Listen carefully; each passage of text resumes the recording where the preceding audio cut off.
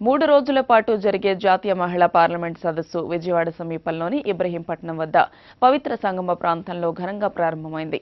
రాజకీయ, సామాజిక, విద్య, క్రీడలు, పారిశ్రామిక, మీడియా, సినిమా, కళలు, సాంస్కృతిక తదితర రంగాల్లో ఉన్నత శిఖరాలకు ఎదిగిన దేశ విదేశాలకు చెందిన మహిళామణులు హాజరయ్యారు. స్ఫూర్తిదాయక ప్రసంగాలతో పాటు మహిళా సమస్యలపై చర్చాగోష్ఠులు జరుగుతున్నాయి. కృష్ణా జిల్లా ఇబ్రహీంపట్నంలో జాతీయ మహిళా పార్లమెంటు సదస్సును వీడియో కాన్ఫరెన్స్ ద్వారా ప్రధాని నరేంద్ర మోదీ ప్రారంభించారు. దేశ విదేశాలకు చెందిన అన్ని రంగాల్లో అత్యున్నత శిఖరాలకు ఎదిగిన మహిళామణులతో పాటు దేశ విదేశాల నుంచి 12,000 మంది ప్రతినిధులు ఈ సదస్సులో పాల్గొన్నారు. మహిళల్లో నాయకత్వ లక్షణాలు ఎక్కువగా ఉంటాయని ఆంధ్రప్రదేశ్ శాసనసభ స్పీకర్ కోడెల శివప్రసాదరావు అన్నారు. అందివచ్చిన అవకాశాలను వినియోగించుకోవడంలో మహిళలు ముందున్నారని కోడెల అన్నారు.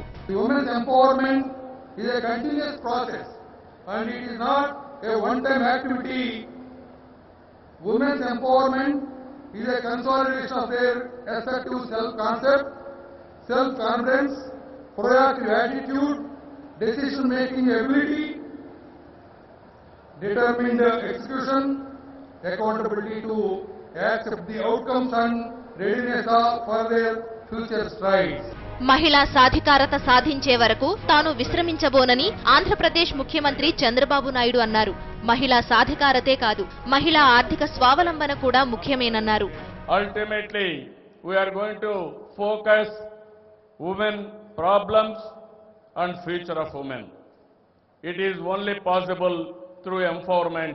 I am confident this meeting, this platform is going to give a new direction for the nation, not only for the nation, for the globe also.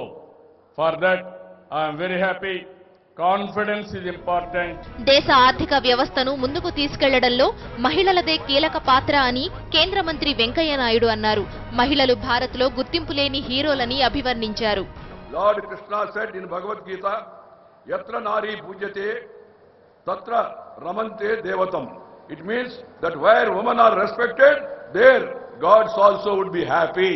God will not be happy if you make your woman unhappy and then try to make God happy.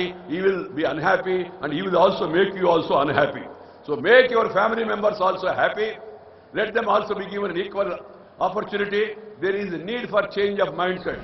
బౌద్ధ గురువు Dalai Lama, Puducherry lieutenant governor Kiran Bedi, సినీ నటి మనీషా కోయిరాలా సహా ప్రముఖులు స్ఫూర్తిదాయకమైన ప్రసంగాలు చేశారు.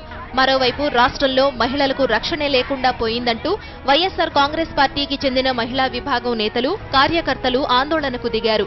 Guntur Jinnah tower సెంటర్లో ధర్నాకు దిగారు. అధికార పార్టీ నేతల నుంచే మహిళా ఉద్యోగులకు రక్షణ లేకుండా పోయిందని ఆరోపించారు. మహిళలు వంటింటికే పరిమితం కావాలంటూ చివరికి స్పీకర్ కోడెల శివప్రసాదరావు కూడా వ్యాఖ్యలు చేయడం బాధాకరమన్నారు.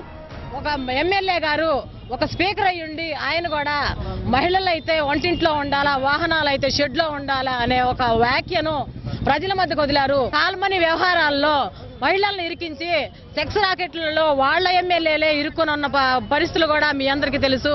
స్పీకర్ గా ఉండి ఆడవాళ్ల మీద ఒక వస్తువుతో పోల్చిన కోడెల శివప్రసాద్ గారి వ్యాఖ్యల్ని వెనక్కి తీసుకోవాలి. చంద్రబాబు సర్కారుపై మహిళా నేతలు విమర్శలు గుప్పిస్తుండగా పోలీసులు అడ్డుకున్నారు. దీంతో వారి మధ్య వాగ్వాదం జరిగింది.